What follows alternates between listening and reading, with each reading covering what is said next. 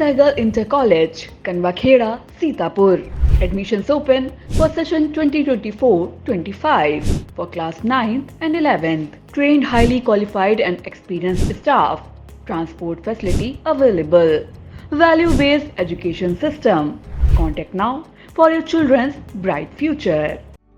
Refined oil और process जैसे unhealthy oils ने तो जैसे पूरे मार्केट पर कब्जा ही कर लिया है, मगर अब आप इसकी चिंता ना करें, क्योंकि आ गया है वंश कोल्हू का प्योर सरसों कच्ची घानी ऑयल। लकड़ी कोल्हू मेथड से तैयार, ये है नेचुरल और हेल्दी भी। वंश कोल्हू प्योर सरसों कच्ची घानी ऑयल के साथ। वंश कोल्हू, तेल सही मिलेगा यहीं।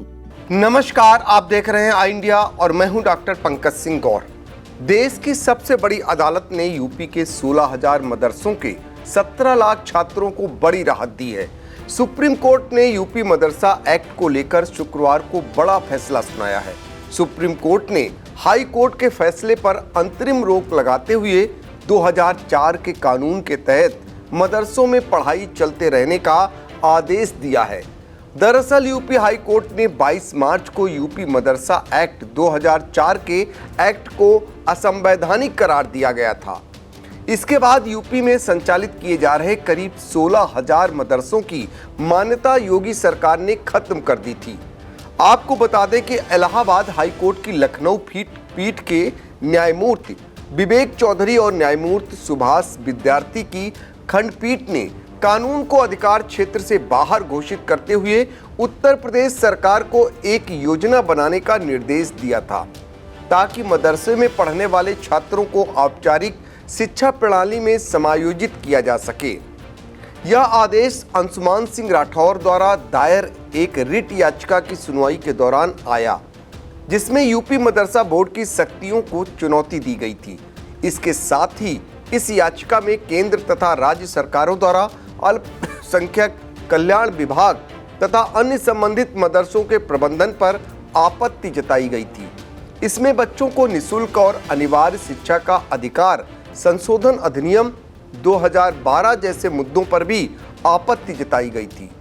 हाई कोर्ट के इस फैसले के खिलाफ सुप्रीम कोर्ट में मदरसा अजीजिया इजाजुतुल उलूम के मैनेजर अंजुम कादरी ने याचिका दायर की थी, लेकिन अब शीर्ष अदालत ने मदरसा संचालकों की ओर से दायर अर्जी की सुनवाई पर फैसला देते हुए इलाहाबाद हाई कोर्ट के फैसले पर रोक लगा दी है। चीफ जस्टिस DY चंद्रचूड़ की अगुवाई वाली 3 जजों की इस बेंच में जस्टिस JB पारदीवाला और जस्टिस मनोज मिश्रा भी शामिल थे। सुप्रीम कोर्ट ने सुनवाई के दौरान कहा कि हाई कोर्ट ने मदरसा एक्ट के प्रावधानों को समझने में भूल की है।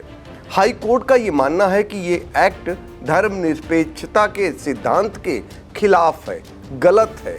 सुप्रीम कोर्ट ने यूपी सरकार से पूछा कि क्या हम यह मान लें कि राज्य ने हाई कोर्ट में कानून का बचाव किया है।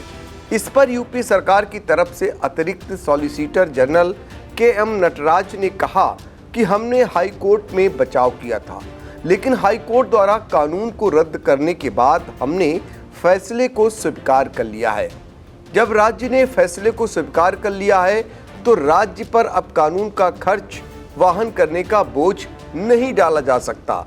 इसके अलावा यूपी सरकार ने कहा ये मदरसे खुद सरकार से मिलने वाली सहायता पर चल रहे हैं, इसलिए कोर्ट को गरीब परिवारों के बच्चों के हित में ये याचिका खारिज कर देनी चाहिए। यह धारणा बनाने की कोशिश की जा रही है कि धार्मिक विषय अन्य पाठ्यक्रम के साथ हैं, वे गलत जानकारी दे रहे हैं। सुप्रीम कोर्ट ने हाई कोर्ट के आदेश को चुनौती देने वाली याचिकाओं पर केंद्र, यूपी सरकार, यूपी मदरसा एजुकेशनल बोर्ड को नोटिस जारी किया। सुप्रीम कोर्ट ने यूपी और केंद्र सरकार को 31 मई तक जवाब दाखिल करने को कहा है। सुप्रीम कोर्ट के फैसले के बाद लखनऊ के ऐशबाग ईदगाह के इमाम मौलाना खालिद रशीद फिरंगी महली ने खुशी जताते हुए क्या कुछ कहा, आइए आपको सुनाते हैं। कोर्ट के इस फैसले का खैर मकदम करते हैं, वेलकम करते हैं, जिसमें सुप्रीम कोर्ट ने इलाहाबाद हाई कोर्ट के 22 मार्च के जजमेंट, जिसमें कि उत्तर प्रदेश मदरसा एजुकेशन एक्ट पर रोक लगाई थी, उस पर जो स्टे हुआ है उसका हम लोग वेलकम करते हैं। और जाहिर सी बात है कि यूपी में इस मदरसा बोर्ड के तहत 17 लाख स्टूडेंट तकरीबन तालीम हासिल कर रहे हैं और हज़ारों की तादाद में टीचर्स और दूसरे स्टाफ हैं। उन सब के फ्यूचर पर एक बड़ा क्वेश्चन मार्क लग गया था, जिससे कि लोगों में बहुत ज़्यादा बेचैनी थी। लेकिन सुप्रीम कोर्ट ने आज जो इस पर स्टे दे दिया है, इससे लोगों में बहुत ही खुशी और मसरत की लहर दौड़ गई है। और हम लोग को पूरी उम्मीद है कि जिस तरीके से यहाँ मदारिस में तालीम दी जा रही थी, वो तालीम इंशाअल्लाह फिर से शुरू की जाएगी। यूपी सरकार को नोटिस भी जारी किया है। अरे ये एक ज़ाहिर बात एक जुडिशल प्रोसेस है, उस पर अपना यूपी गवर्नमेंट जवाब आगे दाखिल करेगी। लेकिन बहरहाल जितना भी जो भी आज का डेवलपमेंट है वो एक बहुत ही पॉजिटिव डेवलपमेंट है। और as per the constitution of our country हम सबको अपने बच्चों को अपने मुताबिक आला से आला तालीम देने का हक़ और इख्तियार है। और ऑलरेडी आर्टिकल 30 ने तमाम माइनॉरिटीज़ को ये हक़ दिया है कि वो अपने एजुकेशन इंस्टीट्यूशन इस्टेब्लिश कर सकते हैं, उनको रन कर सकते हैं। लिहाजा इस क्लॉज को, आर्टिकल 30 को कोई ख़त्म नहीं कर सकता। इन तमाम बातों के मद्देनज़र सुप्रीम कोर्ट का आज फैसला हम ये समझते हैं एक तारीख़ी और एक हिस्टोरिकल फ़ैसला है।